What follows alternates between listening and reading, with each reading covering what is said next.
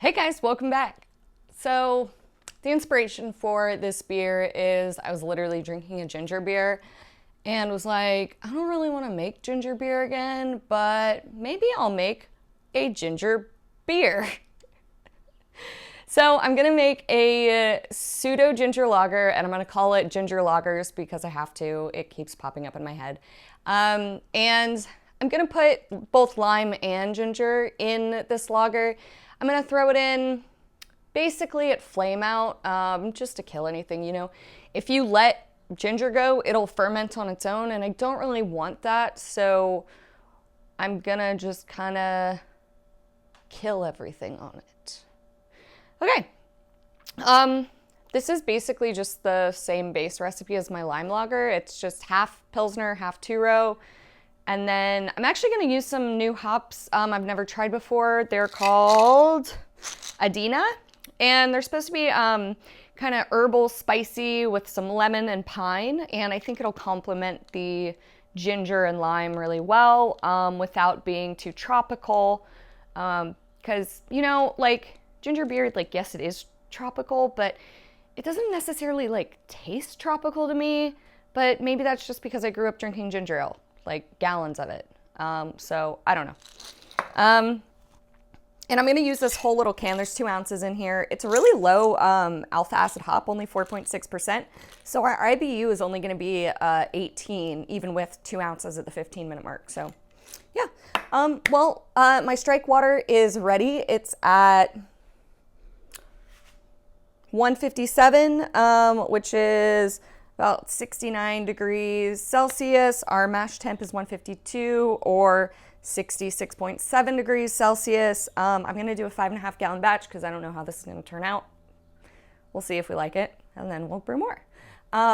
So that's going to be a 20.8 liter batch, and we're starting with about 7.4 gallons of water, which is 27.5 liters.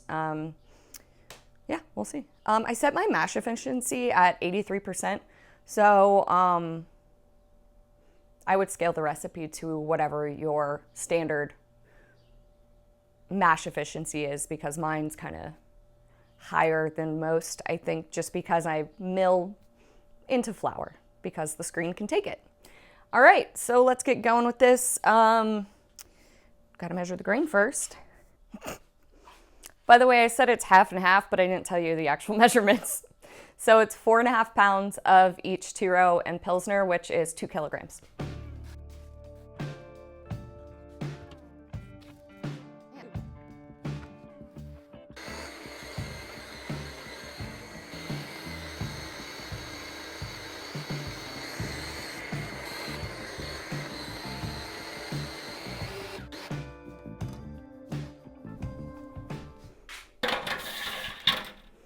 By the way, please ignore this handle. It was literally taken off a bucket because I misplaced my handle for my green screen. I don't even know how one does that. Of course, I'm not gonna be able to get it out.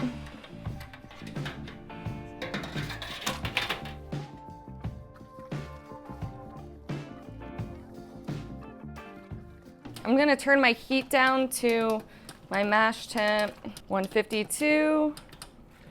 All right, and I'm only gonna do this for 45 minutes, 45-minute mash to make my day easier, because honestly, I don't really notice the difference. All right, well, I will see you guys when our mash is done. Alrighty, mash is done.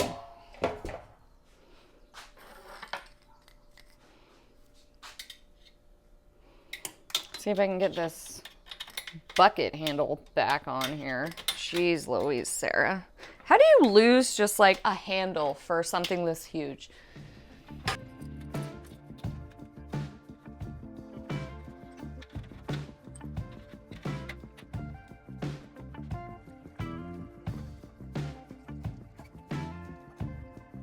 All right, while that drains out, I'm gonna turn my heat up to a boil, and I'll show you guys how I'm gonna do my ginger and whatnot. All right. So I'm gonna zest 5 limes, do the juice of 5 limes, and do however much ginger this is. I will weigh it for y'all.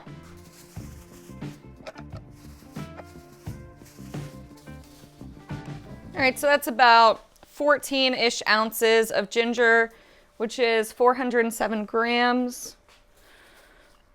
And what I'm going to do is first I'm going to, this is like a mini food processor that goes with my inversion blender, which is like the greatest thing ever. I strongly suggest everyone buys one. And then I'm going to throw it into my roommate's magic bullet and try not to break it. We will see.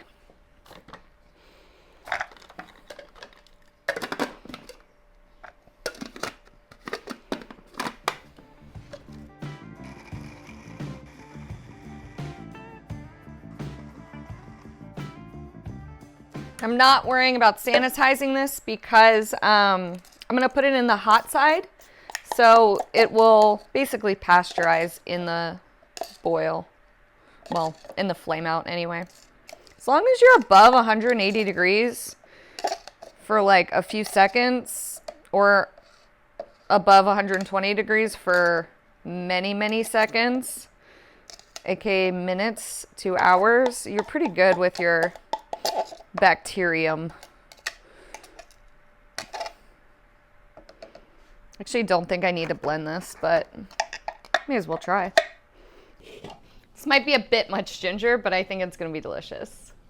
All right, now I'm going to do my limes. This guy's already ready. I've got a timer going for the boil because it is definitely boiling already.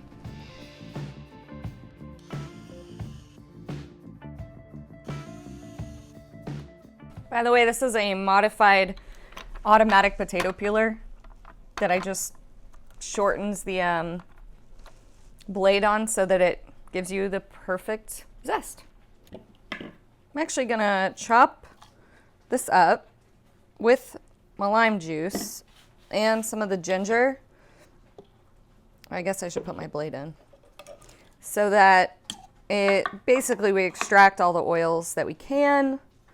And it's like a little paste.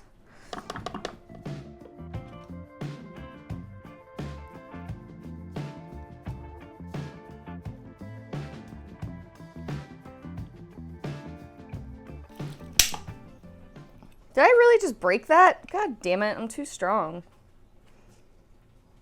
I guess it popped out. No, I broke it. Cool. Sick.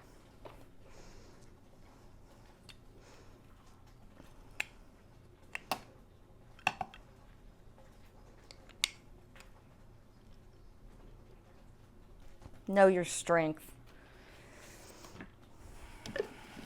Know the cheapness of what you buy. Actually, this is like kind of a prime candidate for the blender. Now that I've, of course, loaded everything in here and whatnot. Ah!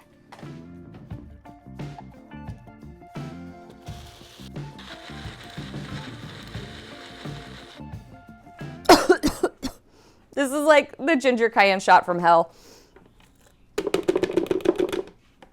All right, so this will all go in our flame out. Now I get to go clean all this stuff. Yay! Alrighty, we are ready for our first edition and only edition of hops. 2 ounces of Adina, which is 56 grams, out of this cute little can. Going straight into the hop screen.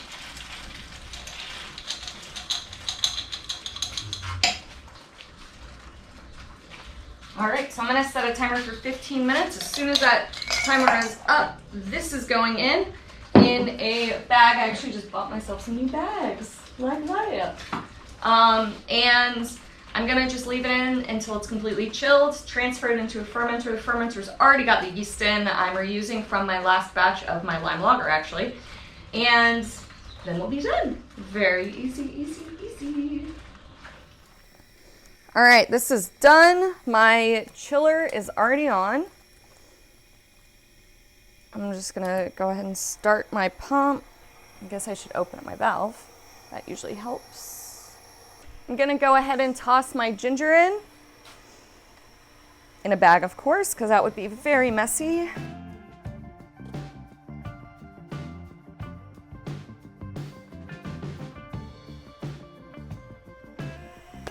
Okay, so we're sitting at about 88, so I'm gonna go ahead and transfer this in now. It'll cool down a little bit going through the chiller again. As I said before, my yeast is already in here. So I'm gonna turn off my pump, sanitize this, and just drop it right in. One thing that I didn't do is take my original gravity.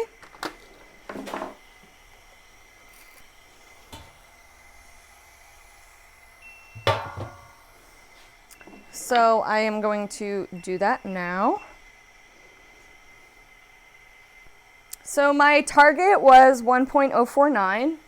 It's looking like we're close, maybe a little over. It's like 12.9 bricks. So that's 1.053, so we're about 0.004 over. So we're sitting like right at 5 gallons. So I'm actually gonna add another, I think this is like half a gallon of water just to get it up there and so we hit our target. And I'm sanitizing this because it's cold side, so don't worry. Am I gonna sanitize my water and boil it? No. I'm not that particular. What I like to do when I add water is actually add it to the kettle and let it push everything else through. So it's not like actual just like watering it down. You're still getting good stuff. Okay, so we're at about like 5.5-ish. That was our target. I'm gonna call that our target gravity. Throw this guy back on. Gonna attach my spunning valve. We're gonna ferment under pressure because I'm doing a pseudo lager. And the pseudo lager is just a super clean ale. It's fake, it's not real. It's like a fake designation. It's essentially like, I don't know. But you can get kind of lager vibes from ale yeast. I'm using SO4 when you ferment under pressure and like not super hot. So I'm fermenting at 68 degrees, which is 20 degrees Celsius. And that will give me a really clean beer, even though it is an ale strain. So hopefully it tastes like a ginger lager's. Thanks so much for watching. I'll see you guys next time.